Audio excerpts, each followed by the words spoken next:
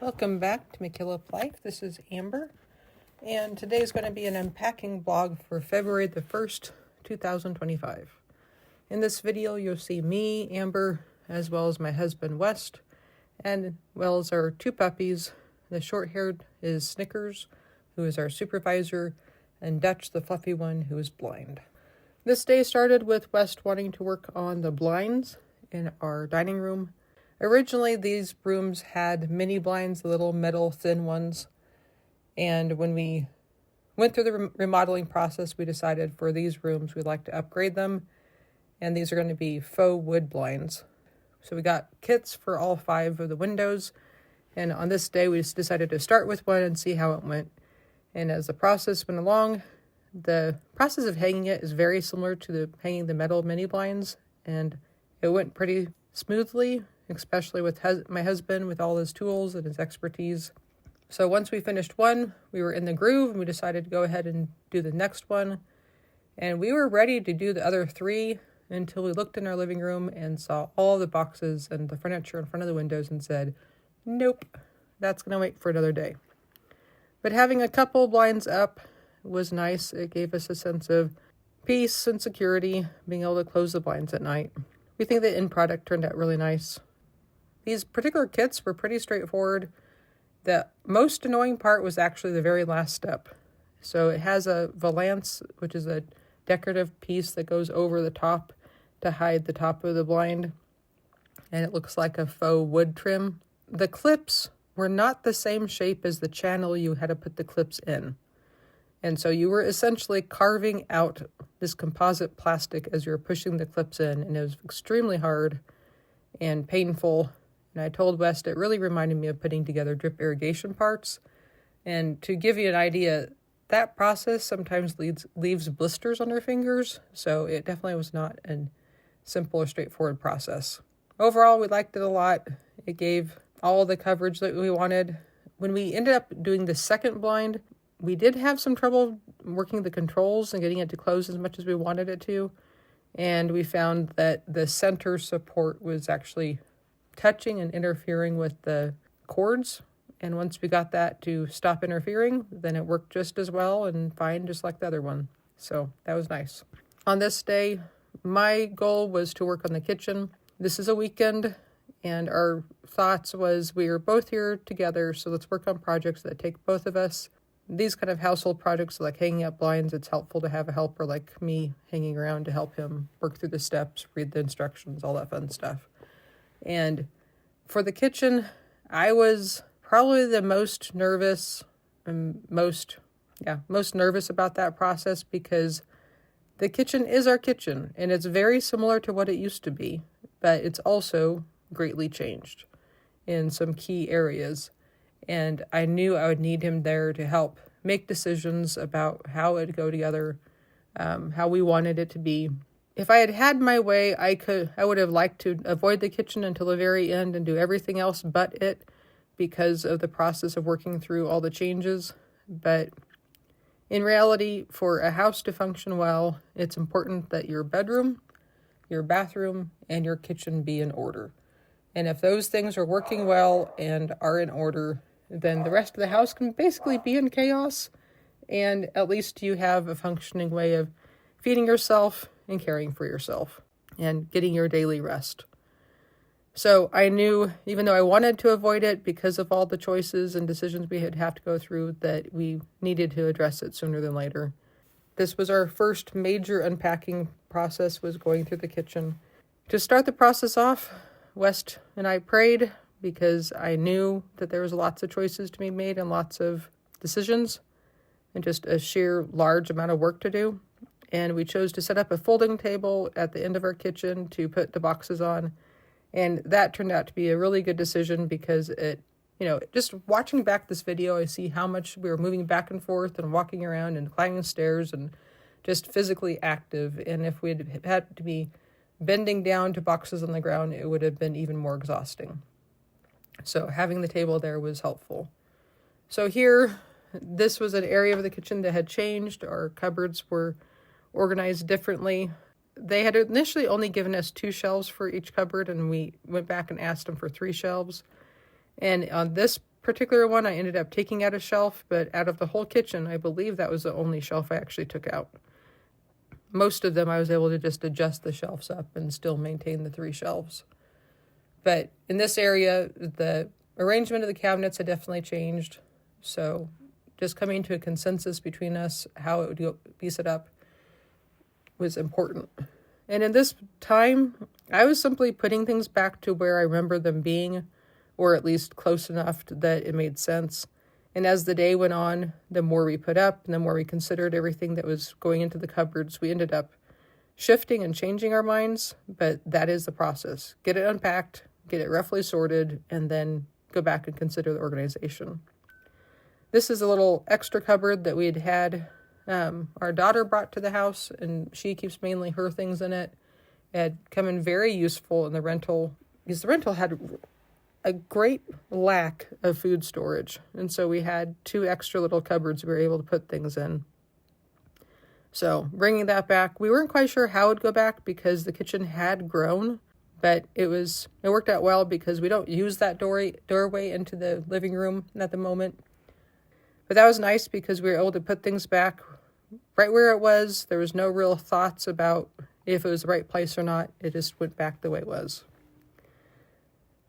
And here we were opening up one of the larger boxes because we were very excited to use one of our new cupboards, which was the cupboard above the oven, which we had never had before, which held our cookie sheets. And it was something we were looking forward to because in the rental, we only had that little drawer underneath the oven where everything had to be put just right. And if you didn't get it right, then you couldn't open the door and things would fall back behind the drawer. So we were excited to be able to use that cupboard.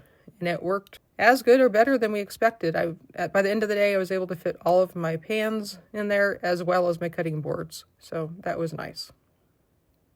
At this point, I asked Wes to start working on a special project for me as I was emptying out food into the pantry. I was also trying to first focus on the boxes of the things that we had taken over to the rental with us and not do random boxes that were packed before, because I knew the things we took to the rental were the essential things that we'd want to have in the kitchen, and the rest of it, since we had lived without it for so long, was really up for discussion as to if we even still needed it. But if I could start with the boxes we took to the rental, then it wouldn't be a question of do we want it or need it. It was just a matter of where does it go. So as I was focusing on this project, West was working on a special project for me in getting my spice rack hung up again. And this was a question for us because the kitchen did grow on that side. And I wasn't quite sure if it'd fit between our china hutch and the kitchen anymore. And lo and behold, it does. Barely. We had to shift the top of the china cabinet over just a smidge in order to make it work. But he was able to hang it up there and hang it up nice and secure. And went and found a box. By the way, those egg boxes fit spice bottles perfectly. So if you ever have to move spices, those egg boxes are helpful. But before West built me this spice rack, my spices were easily in 4 to 5 different places in my kitchen. And it was frustrating and disorganized. And having them all in one place has always been helpful for me. I do have a large box for extra spices. It's basically refills for all of these because I like buying spices in bulk at certain times and for certain things. And so I just have these little bottles that fit on the shelf and then have larger quantities of things to refill them as needed. And West also went on a side project for me. Right then I kissed him because he found my white Sharpie, which is very helpful when you're trying to put labels on black lids. So I was grateful that he was able to go and find the things I needed in order to complete the project at hand. So yes, they make your regular black Sharpie, but they also make a white Sharpie. I believe it's like a paint pen. It's one of the essential items in my kitchen that I like having in the junk drawer, available at all times so I can label the top of my spice bottles. But he was a great emotional support during this entire process. Whenever I got overwhelmed and frustrated because my mind kept on wanting to compare my old kitchen to the new kitchen and saying, it used to go here, now what do I do? Ultimately wondering if everything would fit in here and if it'd be as functional as it had been. I think that's one of the things that I didn't really expect. We didn't remodel the kitchen by choice. It was forced on us in some ways because of the water leak. It's almost like a grieving process of my kitchen was fine. Yes, it was outdated in color and in style, but it functioned fine for us. And I told West it would have been easier if we had never lived here, because then we could just walk in with no preconceptions and just set up the kitchen. But trying to set it up when you have a memory of how it used to work was challenging. And here's another instance of this cupboard did not make sense to me. I couldn't figure it out. And he came in and was able to, give me a new perspective. And I had tried some bowls on one shelf and just couldn't get it to work. And he adjusted it, not the shelf itself. He adjusted the item and was able to make it work. And this is another time where I needed his help in this baking cupboard, because I have the standard baking supplies, but I also have a lot of specialty ingredients because I've gone in and out of eating gluten-free or baking low carb, and you get all these odd ingredients like your arrowroot and your xanthan gum. And then I got into the baking with the bread machine, and they wanted the dry milk powder, and it's just like this cupboard just seems to expand all the time. So having his perspective and insight. And this is another thing we have to get used to, is the idea of using a step stool in the kitchen, because I can technically reach the top cupboards, but if you want to comfortably move things around, not so much. Our step stool has now become a new member of the kitchen. And sometimes we got to boxes like these where we'd open them up, I'd look at them and get completely overwhelmed and just say, close it up, skip the hard stuff and go to the easy stuff and come back to the hard stuff. And hopefully by the time you get back to the hard stuff, it's not hard anymore. Another adjustment we have to make is the fact that before, our refrigerator stuck out and you had access to the sides of it, and we had magnets on the sides and the front. And now with the new design, it's more recessed into the cabinetry and you only have access to the front. So we had to spend time coming to grips with the fact that we have to have less things on our fridge. One of the many adjustments we had to make. So thank you for joining us on this day of unpacking our kitchen.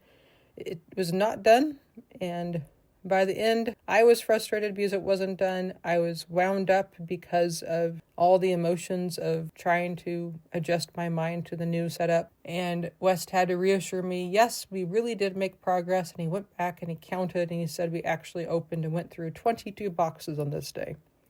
So lots of progress, but definitely something that got continued. So thank you for joining us, and until next time, feel free to like and subscribe so you can be a part. Continue joining us on this adventure. Have a great day.